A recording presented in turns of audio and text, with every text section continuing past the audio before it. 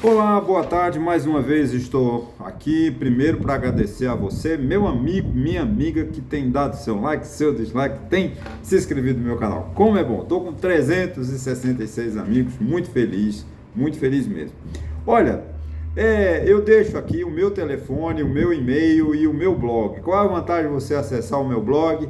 Você tem um artigo sobre política, sobre educação, sobre variados assuntos, de segunda a sexta, sempre com o objetivo de nos mantermos atualizados, ok, gente? Meu muito obrigado mais uma vez.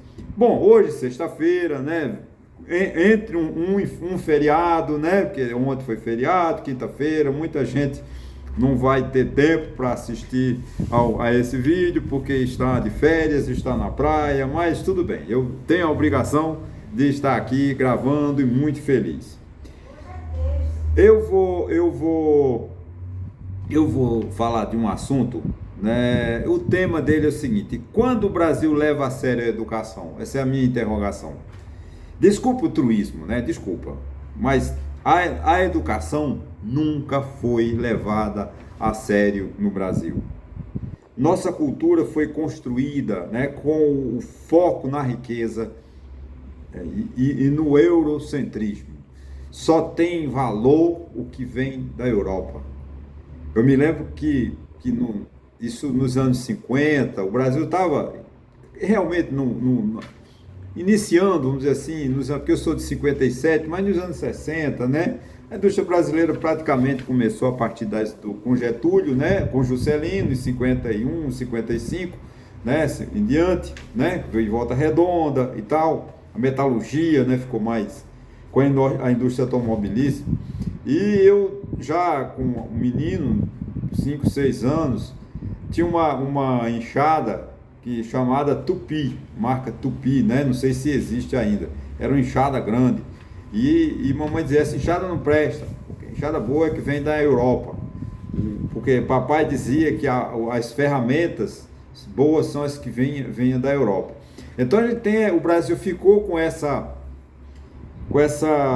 esse ranço europeu, né? E não teve assim a preocupação de formar a sua base, que é o seu povo. Primeiro, acharam aqui os 5 milhões ou 6 milhões de índios, quando os portugueses chegaram em 1500, né? Depois, eles não quiseram escravizar o índio em parte, porque os índios eram novos cristãos, porque a Igreja Católica da Europa perdia cristãos para a Reforma, né, de 1450, para Lutero e Calvino. A Alemanha, principalmente, França, me tira muitos católicos, né? Ela vem, a Europa vem, vamos descobrir novos continentes, vamos descobrir a América em 1492, com Cristóvão Colombo. Depois, é um país evangélico, teve influência da Inglaterra, né, obviamente, mas o Brasil não, o Brasil teve a influência católica, a influência cristã, como toda a área da Espanha, né, espanhola também, né, Argentina, Uruguai, Paraguai, toda aquela questão. Não vou entrar em história do Brasil porque eu não sou historiador. Mas então eles preservaram o índio como eles eram cristãos. Aí foram buscar, para atender as necessidades dos engenhos de cana-de-açúcar, eles disseram: vamos buscar o negro na África, e trouxeram para cá o negro, né? O Brasil foi o país que mais trouxe negro, né, da África, mais sequestrou, porque a palavra certa é sequestrar, o tráfico de negro é uma palavra suave, na verdade é sequestro, porque eles iam lá, sequestravam os negros, traziam para cá e vendiam para serem trabalhadores escravos nas usinas do Brasil afora. Essa é a realidade, né? Essa escravidão foi a pior coisa que o Brasil cometeu.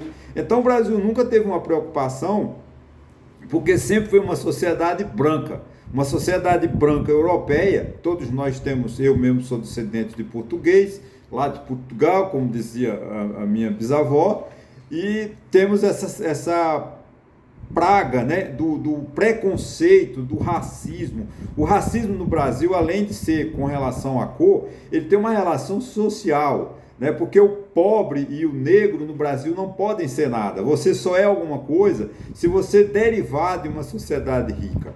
Você vê a questão nossa política, né? Nós temos uma república onde se qualquer cidadão pode ser candidato a presidente da república. Mas você vê no Brasil a política, a liderança política é familiar, né? Você vê várias famílias no Brasil até hoje são influentes políticos, porque vem pai, bisavô, tataravô, que era o governador, que na família Coelho, essa dinastia dos Coelho em Pernambuco, a Raiz de Alencar, do Ceará, que também tem Pernambuco com Alencar, a família, e vamos parando por aí. Então o Brasil não levou a sério a educação, porque ele simplesmente só queria formar a elite branca, a elite portuguesa. Era comum no Nordeste, né, os pais tinham uns filhos, ele tinha uma professora, porque tinha um domínio do ensino. Se tinha um homem, ele tinha que ser padre ou advogado, porque se ele fosse padre, ele tinha o domínio, o poder religioso, o poder divino, e se ele fosse advogado ou juiz, ele tinha o poder jurídico. Então, isso é a sociedade patriarcal brasileira. Que, infelizmente, né, quando o Brasil começa a crescer, que vem a libertação dos escravos, vem a república, aí começa o quê? Esses vaqueiros, o caboclo, o filho do índio, o descendente do índio, do negro, começa a ser ele é o vaqueiro, né, do interior, dos sertões da vida, né? Vamos lá, do nosso sertão nordestino, do sertão de Minas. Ele vai para a universidade, o que é que diz para ele? Você não pode estudar, que você é negro. A Universidade de Olinda só tinha branco estudando, né? Um dos maiores, acho que é Tobias Barreto, é um advogado, ele é o chamado Rábula, porque ele foi advogado sem entrar na faculdade, porque não deixaram ele entrar na faculdade, porque ele era preto. Então, essa é uma realidade e o Brasil não mudou. Ainda há pouco eu ouvi uma entrevista do ex-ministro da Educação, do governo do PT, se eu não me engano, ele foi governador de Brasília, né? E Cristóvão Buarque, um grande intelectual que nós temos, muitos não gostam porque ele é chamado de esquerda, não é de esquerda, ele é pensador, ele pensa com a educação, como deve ser a educação. E que, infelizmente, pessoas como Sérgio Buarque de Holanda, como Cristóvão Buarque, são excomungados no Brasil, porque eles defendem a educação, coisa que o brasileiro não faz. Porque se o pobre for educado, tira poder. Por que ninguém me aceita aqui em Taquaritinga do Norte? Eu tenho uma rejeição da elite política de Taquaritinga do Norte, é um negócio invejável. Eu estou numa situação que nenhum partido de Taquaritinga me quer. Por quê? Porque eu critico a prefeitura, eu critico os atos do prefeito. Então os políticos tentam me queimar, tentam me derrubar. Por quê? Porque eu nasci lá em Serra dos Bois, eu fui para o Rio pobre, eu voltei pobre, continuo pobre, mas eu tenho a verdade, eu tenho o conhecimento para dizer que eles estão errados. Aí eles me excluem. Eles não deixam eu aparecer politicamente. Então eu nem me envolvo na política local, porque eu sei que é uma perda de tempo, porque são pequenos grupos que dominam a política daqui e que também dominam a política do Nordeste, que não muda, porque eles não querem educar o povo. Porque se ele educar o pobre vai ficar sabido, aí vai prejudicar eles. Então, por que quando eu faço o meu programinha lá, toda segunda-feira, quando eu falo do direito constitucional, da leitura da Constituição, eles detestam isso. A elite de Santa Cruz, a elite de Taquaritinga, a elite do Brasil me condenam. Por quê? Porque eu estou ensinando ao pobre a conhecer o direito. Eles não querem, porque o pobre tem que ser humilhado, tem que ser crucificado para votar neles. Porque aqui no Nordeste, gente, a gente ainda vota. Eu voto no seu fulano, no seu Manuel, porque quando meu pai estava doente, ele deu uma ambulância para levá-lo para o hospital. Eu só voto no vereador tal, porque quando eu preciso de ter um médico, ele me leva para Campina Grande. Isso não é papel político, mas funciona no Nordeste até hoje, porque o povo não tem educação. A culpa é do povo? Não, é porque não dão educação. A educação no Brasil é uma educação péssima. Né? Eu estava lendo, né, de cada 100 crianças, isso foi feita uma pesquisa publicada essa semana no Estadão, no Jornal de São Paulo, e também acho que o Globo mencionou isso. De cada 100 crianças matriculadas de até 7 anos, 57, 58 saem analfabetas. Elas não aprenderam nada na escola, no jardim, chamado Jardim de Infância, aquela escolinha para crianças. que é uma obrigação dos municípios, fornecer educação de boa qualidade. Qual é o município que fornece educação de boa qualidade no Brasil? Qual é o município que dá creche adequado para as mães deixar seus filhos e irem trabalhar? Não tem creche nos municípios. As mães têm que pagarem para deixar os seus filhos se elas quiserem trabalhar, ou então trabalhar em casa. Como é o caso aqui em Santa Cruz, muitas trabalham em casa porque são costureiras, põem uma máquina em casa e passam o dia todinho costurando. Porque não se leva a sério a educação. Infelizmente, né, o domínio do poder sempre esteve e estará com os ricos. Você vê, nós precisamos, né, no mesmo Cristóvão Buarque, ele diz uma coisa interessante: temos a escola da Casa Grande e a escola da Senzala. Nós vamos remeter lá a Gilberto Freire, né, Casas de Mucambos, né, Casa Grande e Senzala, né, que tem aqui, está até do lado aqui atrás de mim esse livro, né? E é de fato, existe a escola do pobre para o pobre e a escola do rico.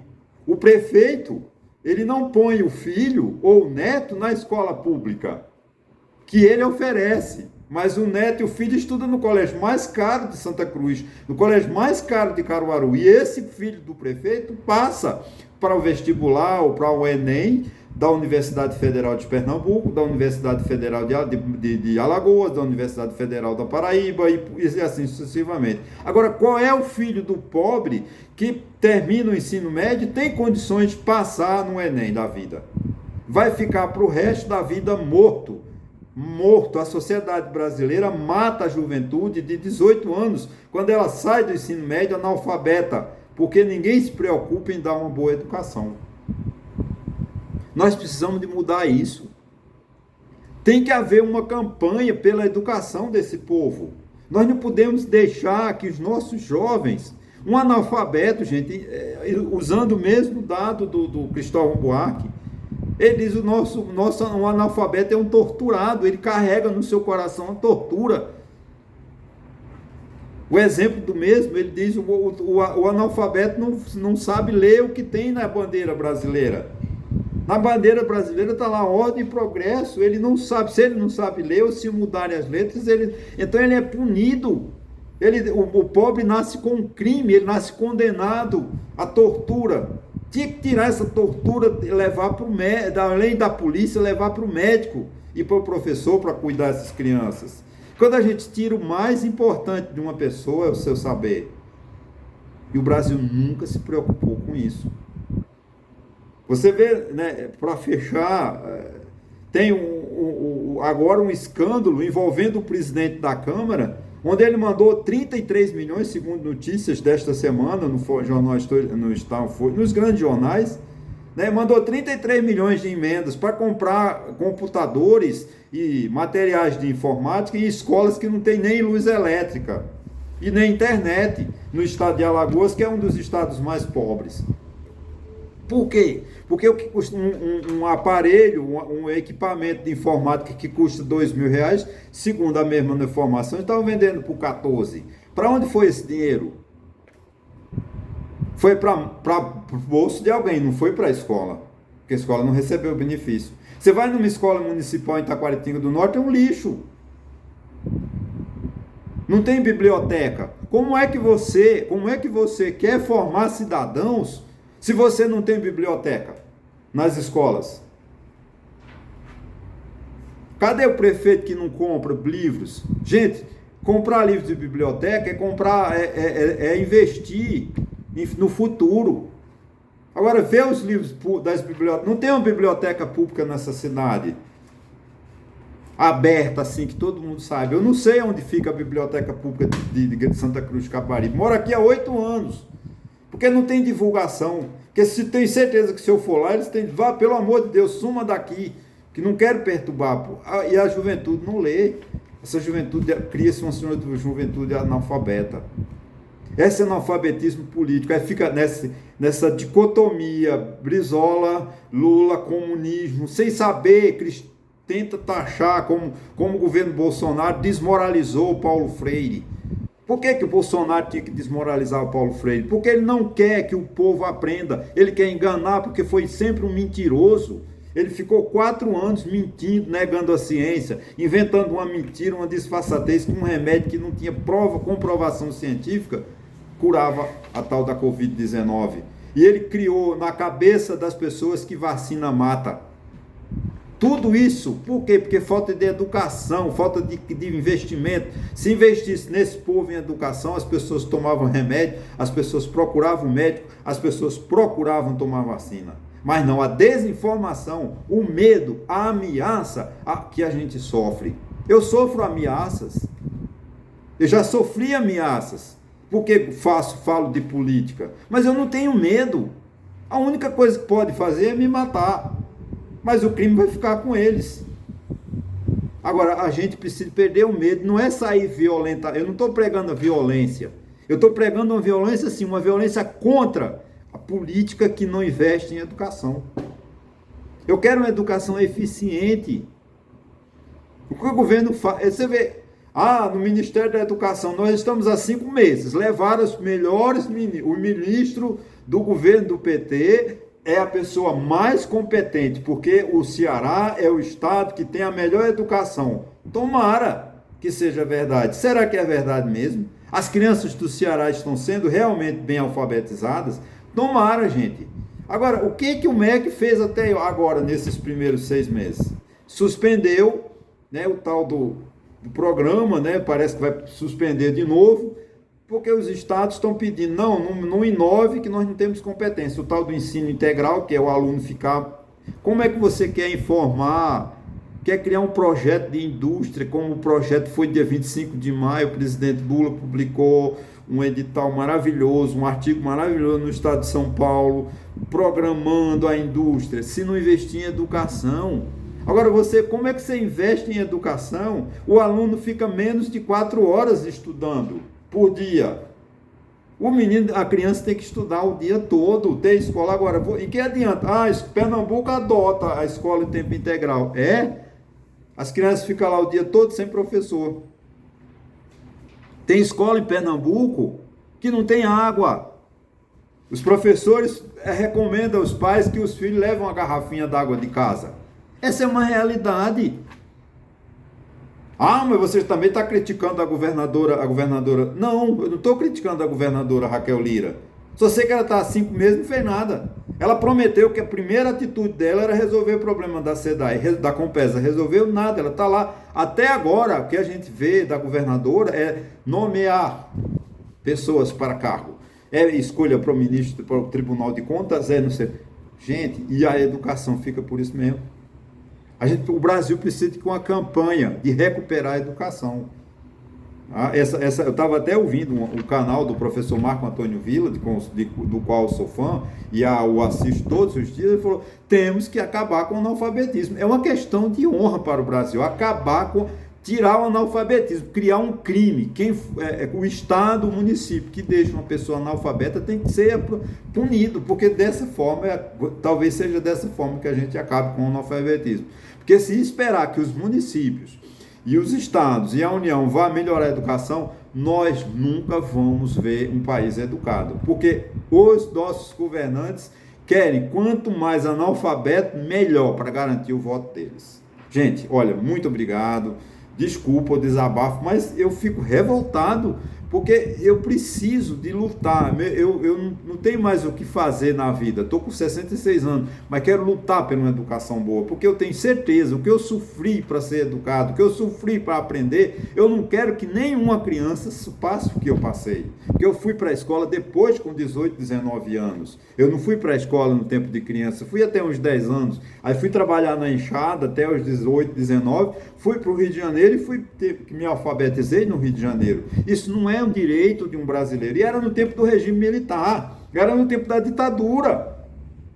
Eu me lembro que a gente ia, a professora passava, ela levava no mimeógrafo, que ninguém sabe o que é isso, ela rodava uns papéis das letras de música de Chico Buarque. Ela nos dava aula de português e depois dizia: rasguem essas folhas, porque se vocês forem flagrados pela polícia que vive na rua com letra de Chico Buarque, vão taxar de vocês de comunistas. Isso é a democracia que Bolsonaro quer implantar. Para os militares dizer, você não, como ele quis taxar o Freire, porque pensa diferente dele, porque pensa pela liberdade. Mas a ditadura não, a ditadura é o que ele acha que é correto. Então o ditador é isso. E aí a gente só acaba com as ditaduras quando a gente investir em educação, porque o cidadão sabe o que quer, vai fazer a sua escolha e ter a liberdade de pensar, a liberdade de falar o que ele entender. Claro, dentro dos limites legais, como eu aqui falei, esses 20 minutos, não agredi ninguém, nem agredi as leis, porque eu falei de acordo com a Constituição. Ok, gente? Muito obrigado e até a próxima.